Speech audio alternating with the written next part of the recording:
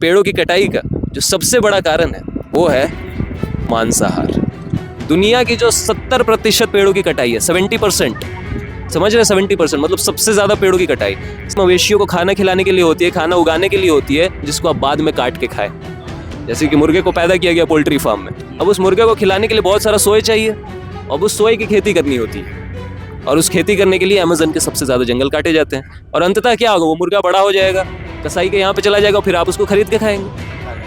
But वो बेचना बंद करेंगे तो हम खाना बंद करेंगे। ये उल्टा है, हम उनके पास जाते हैं तो वो बोलते हैं कि लोग खरीद रहे इसलिए हम बेच रहे हैं। सही बात है। Demand is equal to supply. अगर उसके दुकान में कोई जाएगा नहीं खरीदने तो वो पागल तो है नहीं। कोई भी धंधा प्रॉफिट के लिए करता है ना, लाभ के लिए। अब आप खाएंगे नहीं तो प्रॉफिट होगा नहीं, तो इसलिए वो बेचना भी बंद कर देगा।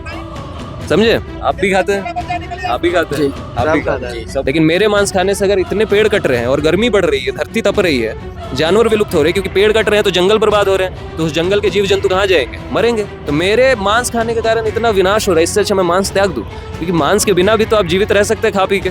तो जब मांस खाए बिना भी रहा जा सकता है, प्रकृति को बचाया जा सकता है, तो फिर खाना अनिवार्य है। आपके मांस खाने से ये धरती तप रही है और मानव विलुप्त हो सकते हैं, तो फिर आप मांस खाना कम करेंगे या बंद करेंगे? ये कम कर सकते हैं, कम हो जाएगा, हो जाएगा कम। हफ्ते में एक बार खाएंगे, फिर अगले हफ्ते से नहीं खाएंगे। ऐसे ही कर सकते आप हैं। इस चीज को ऐसे समझिए कि हफ्ते में एक बार आप किसी की जान लेंगे। हाँ, ये भी हो सकता है। ये सुनने में बड़ा बेकार लगता है, लेकिन ऐसे कहिए कि हफ्ते में एक दिन नॉनवेज खाएंगे। नॉनवेज बोल के हम उस कत्ल को छुपा जाते हैं, है ना? जब बोलते हैं कि नॉनवेज खाएंगे तो लगता है कि अरे कोई खाने का आइटम। खाने का आइटम नहीं है। आप जिस चीज़ को खा रहे हैं वो कुछ घंटे पहले चल फिर रहा था, अपने परिवार के साथ खेल रहा था।